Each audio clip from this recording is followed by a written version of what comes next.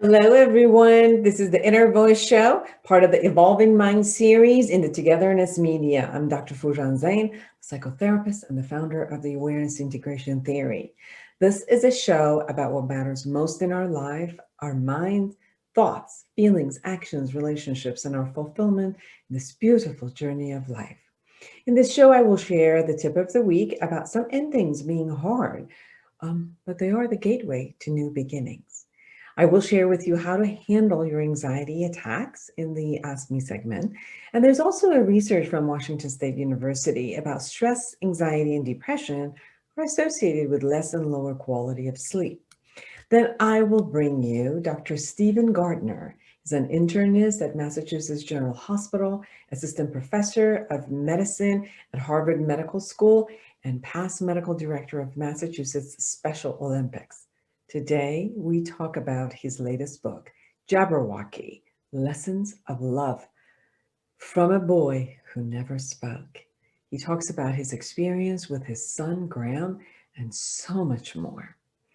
So please subscribe to my YouTube channel and podcast and connect with me through all the Instagram, Twitter, LinkedIn, all with Dr. Foojan Zeine. I'd love to hear from you. But first, here's the tip of the week.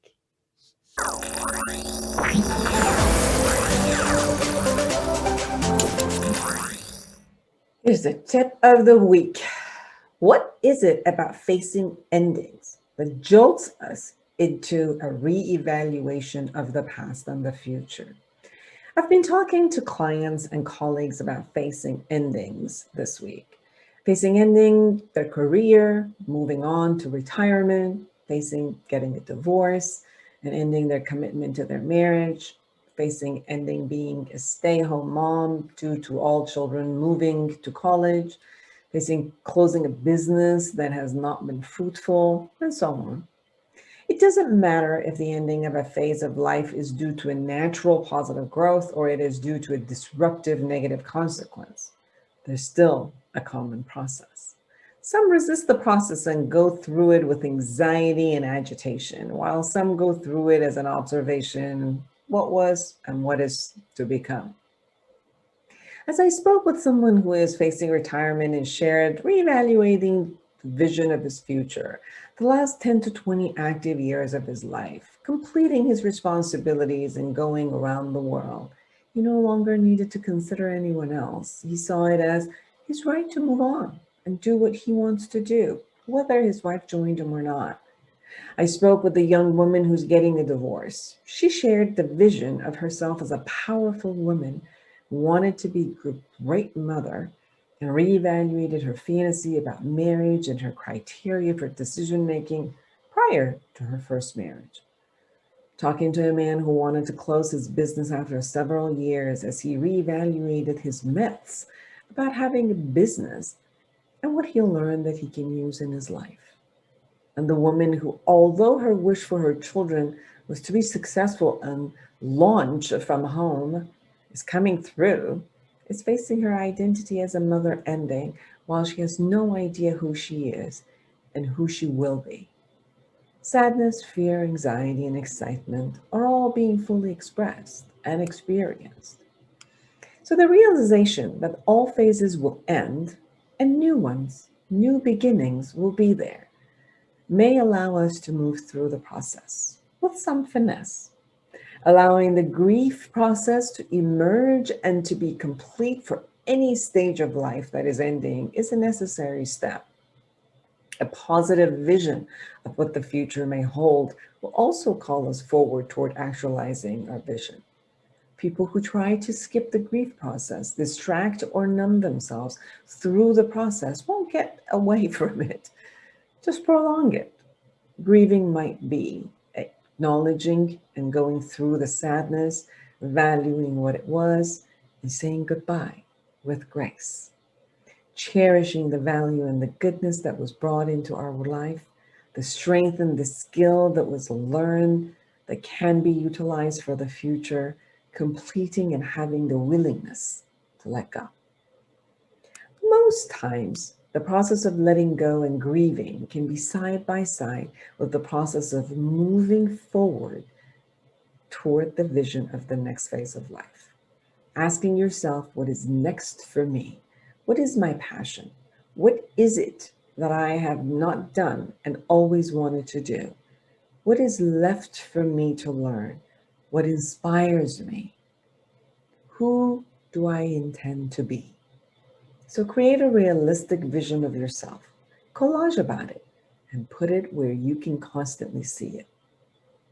Change is inevitable. Growth is inescapable. So let go with grace and move forward with excitement and finesse. For more observational and methods to envision the future, go to my book, Life Reset, The Awareness Integration Path to the Life You Want. And you can find that in Amazon. I promise you the exercises there will support you to go through all that I just talked about.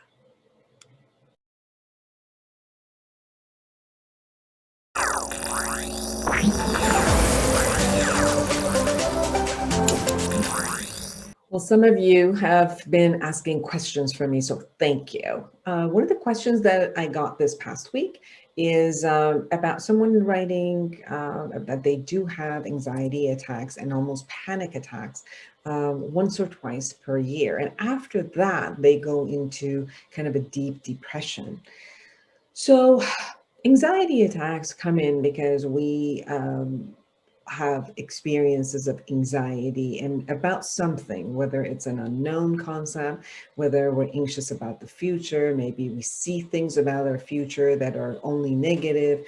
We create a negative kind of a scenario in a film, let's say, that we direct in the future and it's all bad. Some people are in a space that they've been hiding something, withholding something, lying about something. They've done something that they think it's bad or wrong, and they're afraid that they're going to be caught. So there are very different reasons of why we would get anxiety. Anxiety is usually about either a negative unknown in the future or an unknown concept in the future, whether it's just the plain unknown or we put a slant of what if the worst thing that is can happen, and we put it and we kind of like contribute it, have an assumption about it in the future, something that hasn't really happened right now. When we have that throughout the day, our body goes through a reaction. And after a while, it just becomes hypervigilant toward anything that is stressful and it's unknown.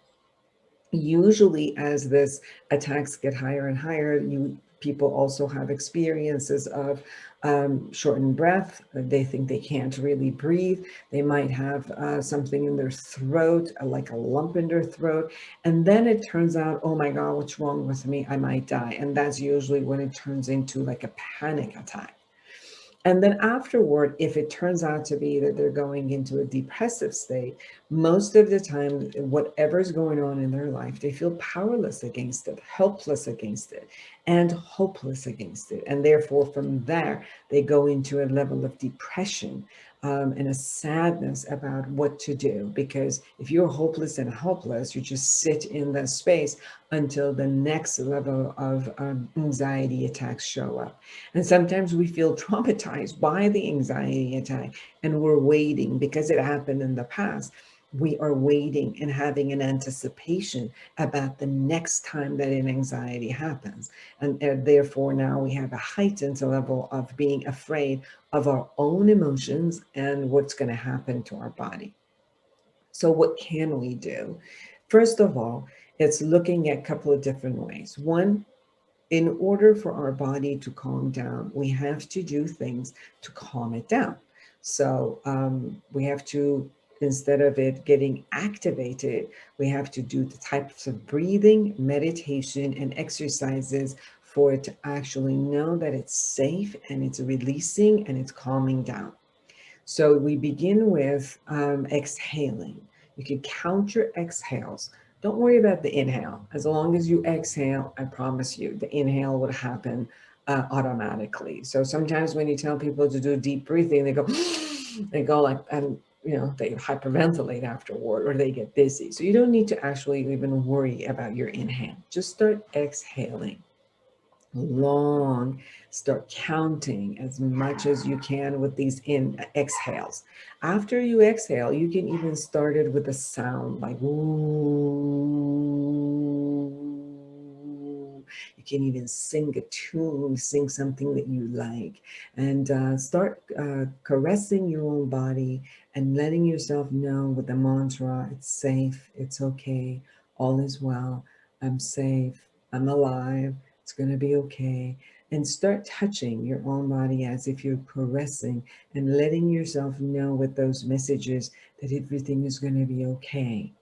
Now start meditating. Some people, when they are anxious, they can't just meditate. They need a visualization, or they need a guided visualization and a guided type of a meditation with some type of a music.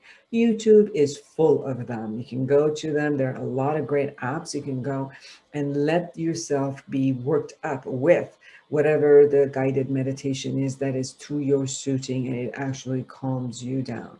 Begin imagining and visualizing, especially for people who are visual people. Imagine that you are in the best space of nature and safe that you like. Some people like water, some people like mountains, some people like greenery and forest. Whichever it is, start imagining. Fill up your vision with that. Fill up your ears with this beautiful music that you hear from the YouTube. Some of the YouTube ones have also nature scenes in them.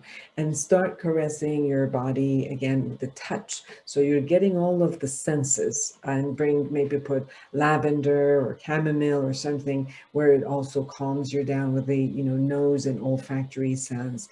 And then just exhale, and exhale deeper and deeper. And sometimes when you are very anxious and you can't calm down first, what you do first is to walk, run around, jump as if you're on a trampoline, play as if you have a rope. Do any of the active things so that you get that intensity out of your body, and then you calm yourself down. So this is more for the physical sense of calming down your either anxiety attack or panic attack. Then tell yourself, what is it that I'm thinking or triggered it, and allow yourself to calm that down with finding and doing a reality check. Am I safe now? Am I okay now? What is it? Has it happened or not? Is it just the fear? Is it something that is not just the fear, that they can be actually planned out and that would happen? What is it that I can do right now? What is it that I can do tomorrow? What is it that I can plan? So these are the things that you can tell yourself to kind of calm down from the anxiety. And if there's a sadness, or is this something that you're still grieving? There's something you're not facing? Is there something you need to let go? Are you really hopeless and powerless? Is there anything you can do right now which grief brings you out? What type of resources you have which can support you and know that you're not powerless and helpless against all that's happening? Yes. So you can actually go through this, first handling your body, then handling your mind. If you need support, call me. Call any therapist or coach that is out there that have experience in anxieties and depression, and they can support you with giving you tools in how to handle the things that are right there in the surface, and to work behind the surface also. What are some of the thought process that are showing up from your subconscious? What are some of the fears that you have that you haven't actually handled? What are some of the things that are you withholding because you're afraid or you feel shame and you don't know how to talk about them? And maybe if we could bring them in a amazing and calming and accepting and a loving space, that you can actually begin loving yourself and calming yourself down, and you don't have to go through all of that. Trust me, anxiety and depressions are treatable. They're manageable. So call, let me support you, or wherever in the world you are, let somebody support you.